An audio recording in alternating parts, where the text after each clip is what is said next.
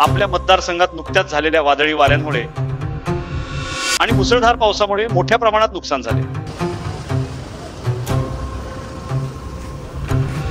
या संकट काळात आपल्या बांधवांच्या पाठीशी खंबीरपणे उभं राहणं हे माझं कर्तव्य आहे। मी स्वतः पारे, नरसेवाडी, कचरेवाडी, पेड आणि मांजर्डे या गावांना भेट देऊन नुकसानीची प्रत्यक्ष पाहणी केली।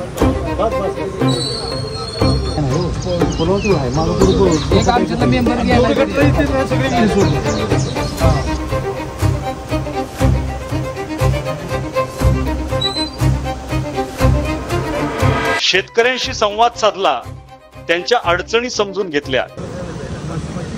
कोणाच्या कानाचे 2 गया, 2 पाड्या आणि एक बारक 4-5 मेली।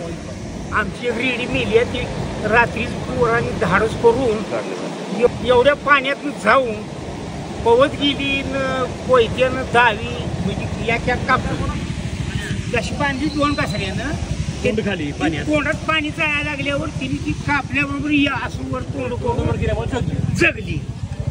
असं आहे। तहसीलदार सांगतो मी मदत करायला पंचनामा करून घेऊन जिल्हा परिषद गुरु उचलाय पाहिजे। लय गुरु फुगलेली म्हणून आता लगेच सांगतो 10 मिनिटात सांगतो। शेरीचं मामूली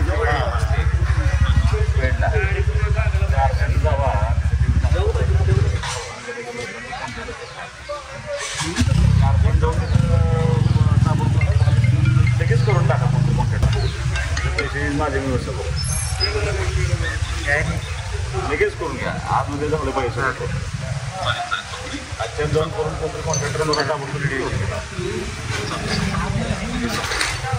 या वादळामुळे शेतीचं मोठं नुकसान झालंय, झाडं उन्मळून पडली आहेत आणि अनेकांच्या घरांचंही नुकसान झालंय। शेतकऱ्यांचं म्हणणं ऐकताना त्यांच्या चेहऱ्यावरील चिंता मला स्पष्ट दिसली, पण मी त्यांना आश्वासन दिलं की आपण सगळे मिळून या संकटावर मात करू। मी संबंधित अधिकाऱ्यांना तातडीने पंचनामे करून मदत पोहोचवण्याच्या स्पष्ट सूचना दिल्या आहेत।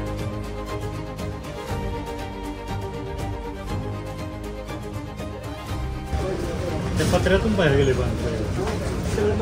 पाणी फिरून बाहेर सोडून गेले काही सगळं पाण्यातच होतं। दंगा इतका वर झालाय बॉस बेटा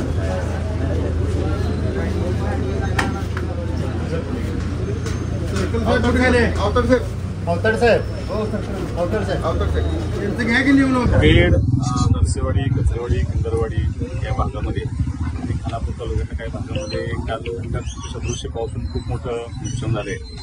जनावरांचं काही ठिकाणी मृत्यू झालाय, रस्त्यांचं खूप मोठं नुकसान झाले।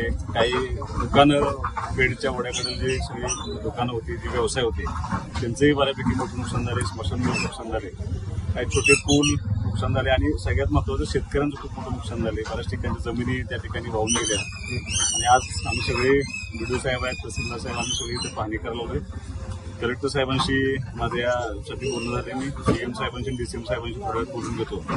आम्ही शेतकऱ्यांच्या पाठीशी आहे आणि ताकदीनं त्यांना मदत करायची जबाबदारी आमची त्यांनी पूर्ण करण्यासाठी प्रयत्न 100% करू।